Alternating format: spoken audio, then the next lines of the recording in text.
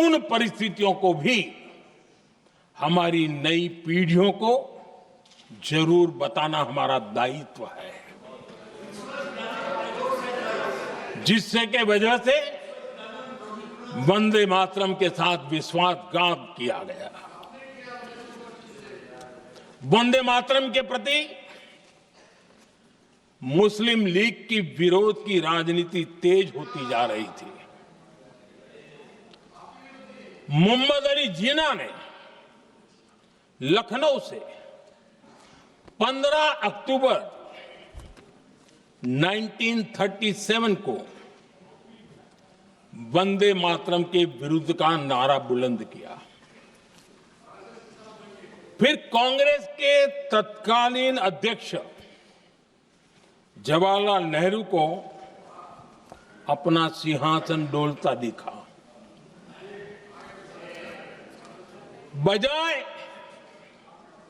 कि नेहरू जी मुस्लिम लीग के आधारहीन बयानों को तगड़ा जवाब देते, करारा जवाब देते, मुस्लिम लीग के बयानों की निंदा करते,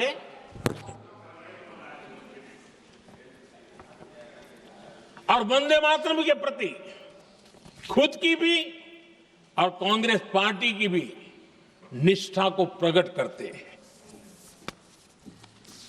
लेकिन उल्टा हुआ। वो ऐसा क्यों कर रहे वो तो पूछा ही नहीं, न जाना, लेकिन उन्होंने वंदे मातरम की ही पड़ताल शुरू कर दी। जिन्ना के विरोध के 5 दिन बाद ही 20 अक्टूबर को नेहरू जी ने नेताजी सुभाष बाबू को चिट्ठी लिखी। उस चिट्ठी में जिन्ना की भावना से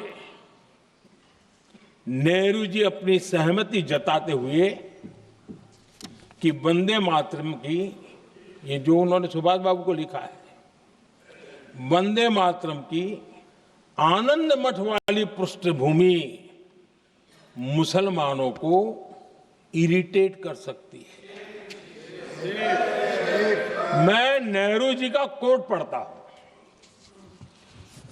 नेहरू जी कहते हैं, मैंने वंदे मातरम गीत का बैकग्राउंड पढ़ा है।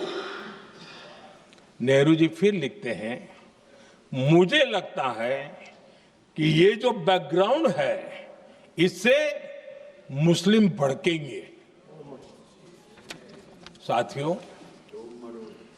इसके बाद कांग्रेस की तरफ से बयान आया कि 26 अक्टूबर से कांग्रेस कार्य समिति की एक बैठक कोलकाता में होगी, जिसमें वंदे मातरम के उपयोग की समीक्षा की जाएगी।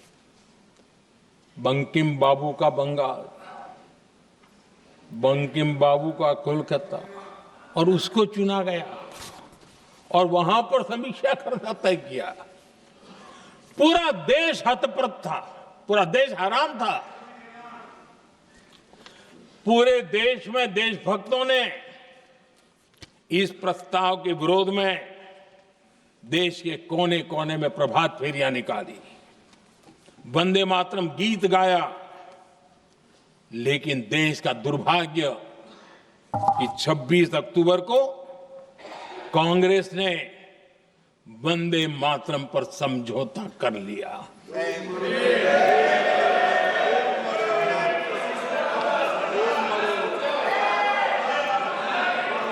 वंदे मातरम के टुकड़े करने के फैसले में,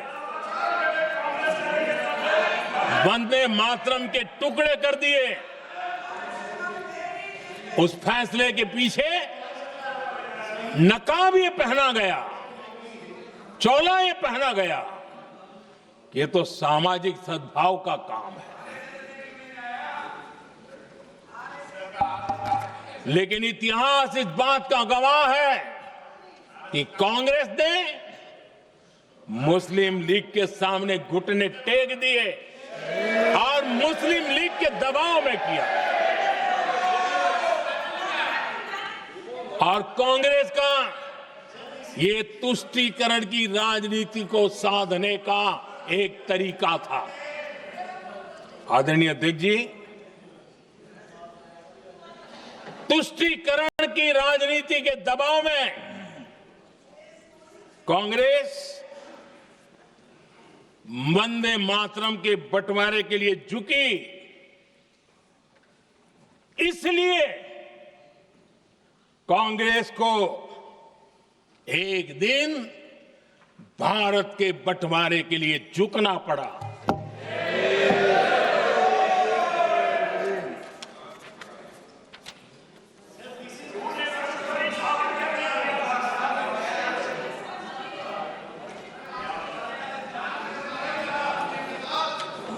मुझे लगता है कांग्रेस ने आउटसोर्स कर दिया है।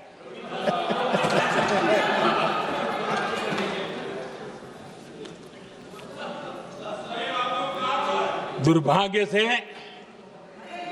कांग्रेस की नीतियां वैसी की वैसी थी है, और इतना ही नहीं, आईएनसी चलते चलते एमएमसी हो गया है।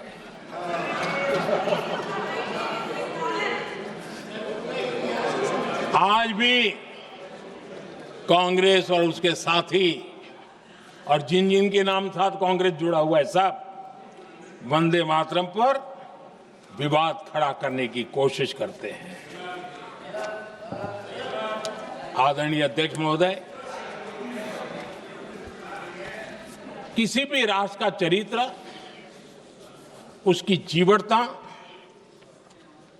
उसके अच्छे कालखंड से ज्यादा जब चुनौतियों का कालखंड होता है, जब संकटों का कालखंड होता है, तब प्रकट होती है, उजागर होती है और सच्चे अर्थ में कसौटी से कसी जाती है।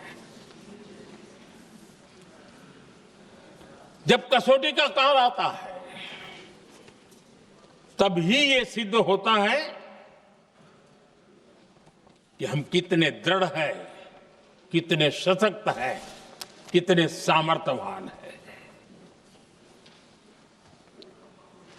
1947 में देश आजाद होने के बाद देश की चुनौतियां बदली, देश की प्राथमिकताएं बदली, लेकिन देश का चरित्र, देश की जीवटता वही रही, वही प्रेरणा मिलती रही। भारत पर जब जब संकट आए, देश हर बार वंदे मातरम की भावना के साथ आगे बढ़ा।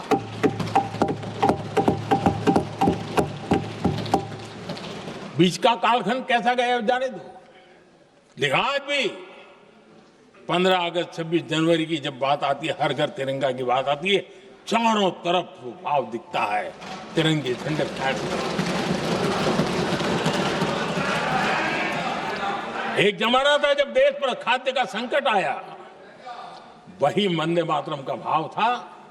मेरे देश के किसानों ने अंदर के भंडार भर दिए, और इसके पीछे भाव वही है, वंदे मातरम।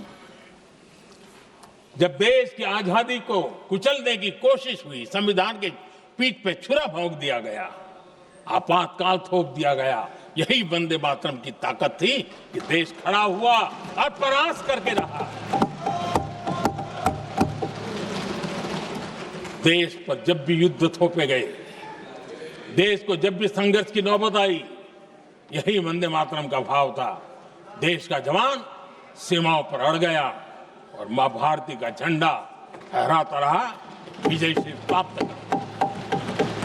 कोरोना जैसे वैश्विक महासंकट आया, यही देश उसी भाव से खड़ा हुआ, उसको भी परास्त करके आगे बढ़ गया।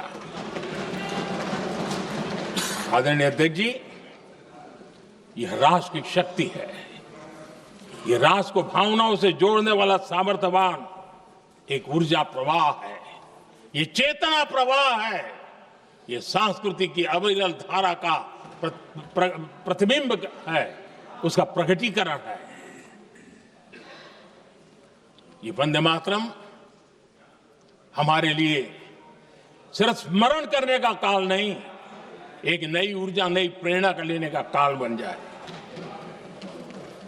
और हम उसके लिए प्रति समर्पित होते चले। और मैंने पहले कहा, हम लोगों पर तो कर्ज है वंदे मातरम का।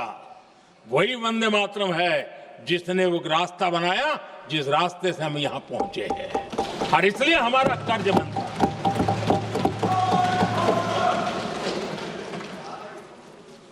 भारत हर चुनौतियों को पार करने में सामर्थ है। वंदे मातरम के भाव की वो ताकत है।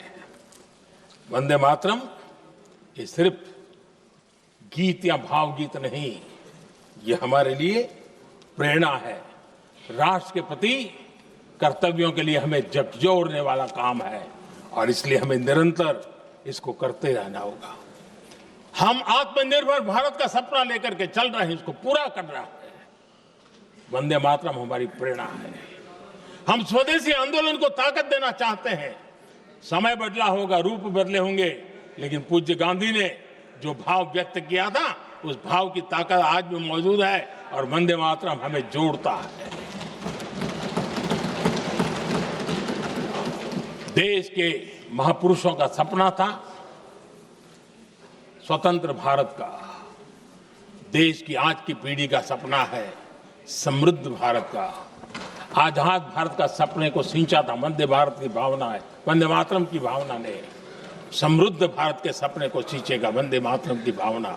उसी भावना को लेकर के हमें आगे चलना है और हमें आत्मनिर्भर भारत बनाना। 2047 में देश विकसित भारत बन के रहे।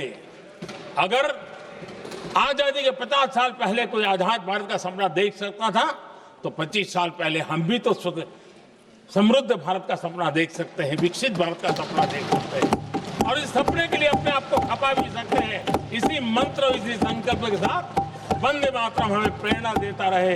वंदे मातरम का हम ऋण स्वीकार करें, वंदे मातरम की भावना को लेकर के चले, देशवासियों को साथ लेकर के चले, हम सब मिलकर के चले, इस सपने को पूरा करें। इसी एक भाव के साथ ये चर्चा का आज आरंभ हो रहा है।